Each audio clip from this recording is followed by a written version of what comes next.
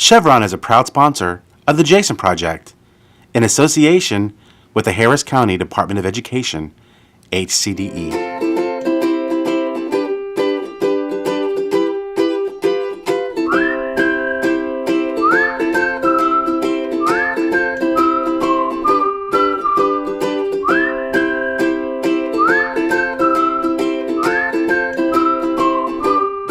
So we just watched a clip of Matt Brumbelow and the work he does with cars.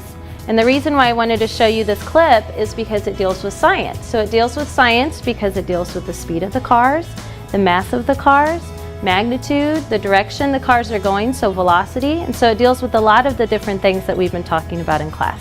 So the lab that we're going to be working on today deals with a lot of the stuff we just talked about. So it deals with speed, distance, time, velocity, and mass. So the first thing I want to ask you is, how do we find the speed of an object?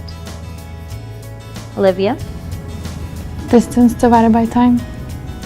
You're right. Distance divided by time is the formula for speed. Good job. So when we do our lab, we're going to be looking at different objects. And so I want to ask you, of these two objects, which of these objects do you think is going to have the greater speed? Gabe? The tennis ball, because it has a greater mass. You're right. The tennis ball has a greater mass, so it's going to have the greater speed. Good. So now that we've discussed those different things, I think maybe it's time for us to go back to the lab and try it. The first step of our lab is we need to determine distance, because that was the first part of our formula. So to find distance, I would suggest taking the string and using it along the edges of your track, going from the point where you're going to first let go of the ball all the way to where it's going to stop. Then, after you have the string measured out, measure the string with your meter stick in centimeters.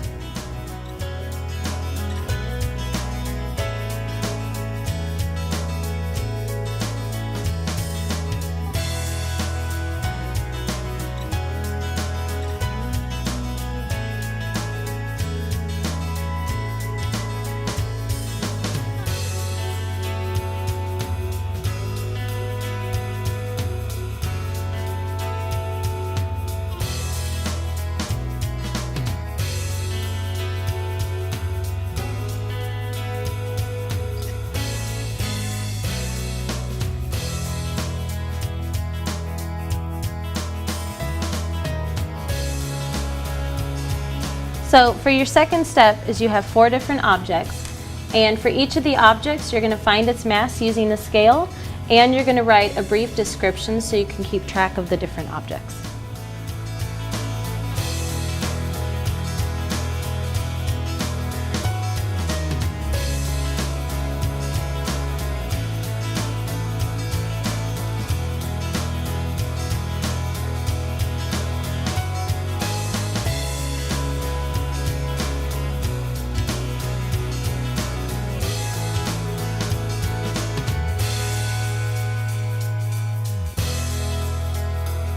For the third step in the lab, we're going to find the displacement and the magnitude. So basically we're going to do the same thing as we did when we were finding the length, and I suggest we use the string for that.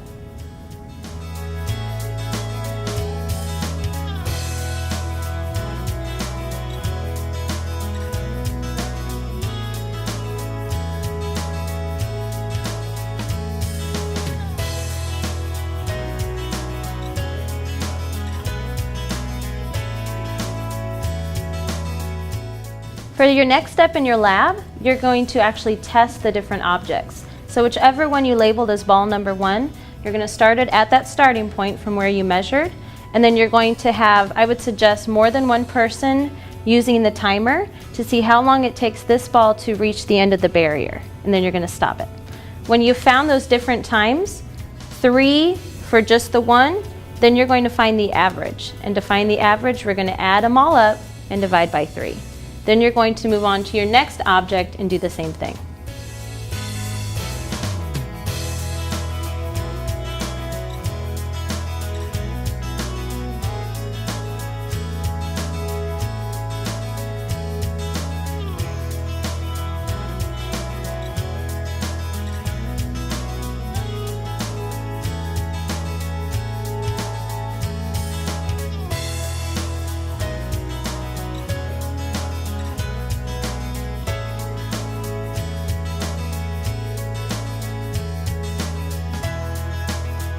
For step 5, we're going to be using the chart on your lab, and we're going to determine the average speed. So we found our distance.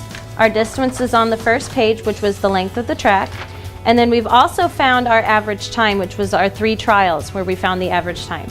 So we're going to use the distance and the average time, and that's where we're going to use the formula that we were talking about, distance divided by time. And that's going to help us determine our speed for each of the different objects.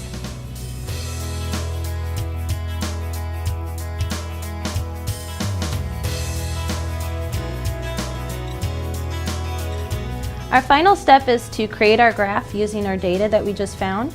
So we're going to put time on our x-axis, and we're going to put distance on the y-axis, and our data points on our graph are going to be the average speeds that we just found. Make sure that you put a title and that you label each of your axes.